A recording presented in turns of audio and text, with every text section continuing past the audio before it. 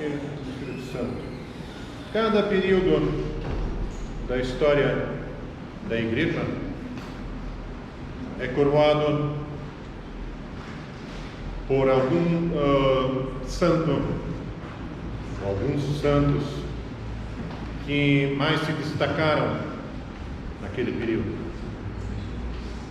Nos primeiros 3 séculos, a Igreja é coroada pelo sangue dos mártires. Praticamente, durante os primeiros 3 séculos, a santidade era definida pelo martírio. Depois de Constantino o Grande, quando a Igreja recebeu a liberdade de abertamente levar a palavra de Deus ao povo, surgiram os grandes pais da Igreja.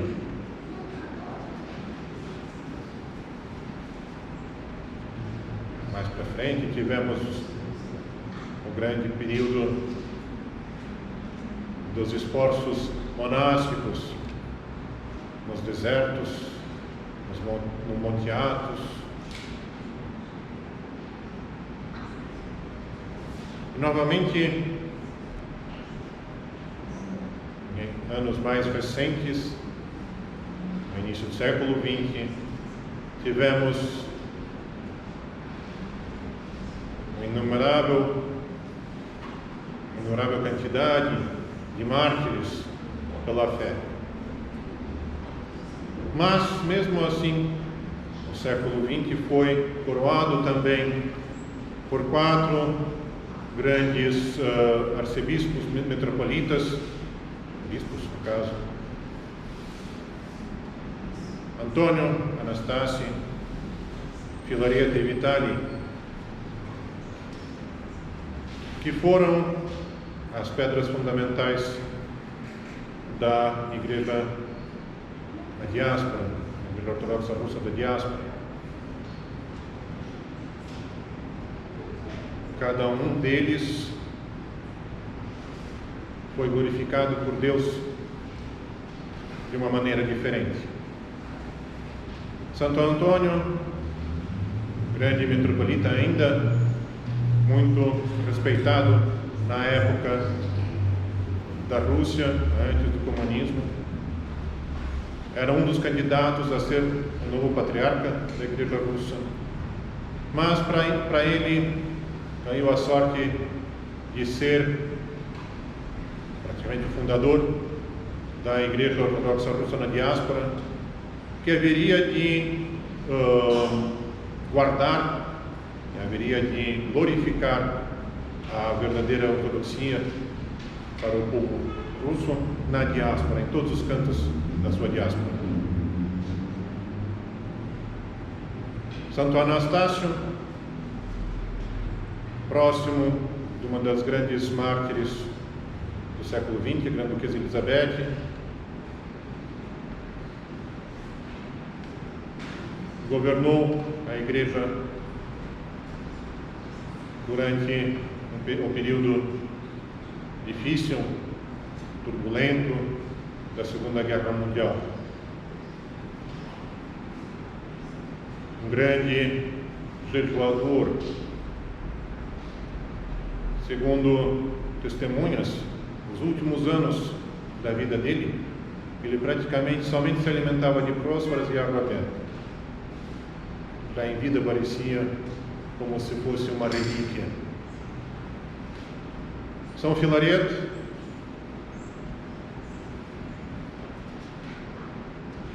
foi perseguido, foi confessor da fé ainda na China, cidade de Harbin, e pela vontade de Deus ele foi em determinado momento escolhido pela Igreja para ser o novo metropolita da Igreja da diáspora. Ele era o bispo mais jovem e de mais recente ordenação episcopal de todos eles, mas Deus o escolheu, e ele foi um pilar da ortodoxia,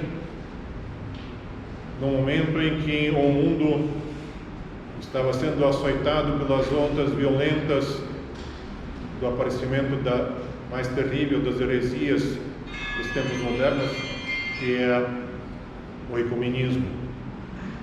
Ele não tinha receios de falar abertamente contra o ecumenismo para todos. Mesmo a igreja na diáspora sendo pequena, em comparação com as outras, pode ser até insignificante.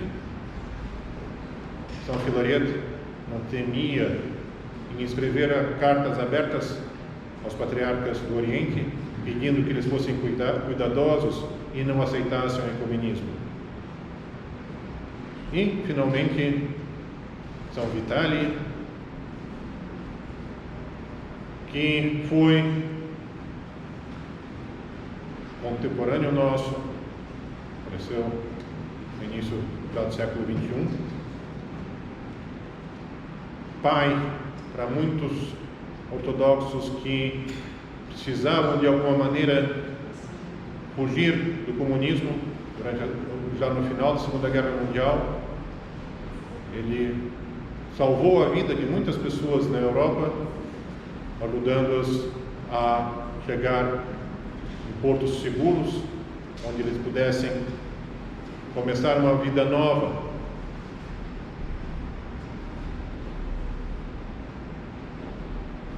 Com grandes sermões, com muito amor e muita sabedoria, ele governou o navio da igreja por muitos anos.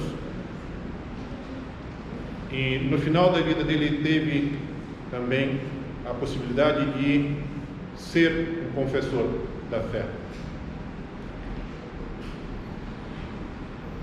E esses 4 santos que são comemorados hoje são os santos que servem de farol àqueles que desejam continuar seguindo a fé verdadeira, aqueles que desejam continuar professando a ortodoxia diante do mar de apostasia que nos cerca. Vamos sempre pedir a eles que eles nos iluminem e mostrem sempre o caminho da salvação. Que seja sempre esse caminho da salvação, não como nós o imaginamos, porque nós imaginamos um caminho, muitas vezes, ligado ao nosso eu, ao nosso, à nossa parte física. Nós queremos alcançar o reino do céu, sim, mas que o nosso corpo não sofra, que tudo corra muito bem, que nós estejamos bem. Nem sempre é assim. No mundo de hoje, há necessidade de estarmos prontos em abertamente, sem medo, professar a nossa fé. Mesmo que isso possa causar, de alguma maneira, algum, entre aspas, desconforto para o nosso corpo. Alguém pode achar ruim, alguém pode falar alguma coisa, pode nos perseguir, mas se nós estivermos seguindo a luz do farol dos santos, há esse farol de nos levar ao reino dos céus. Que Deus nos ajude.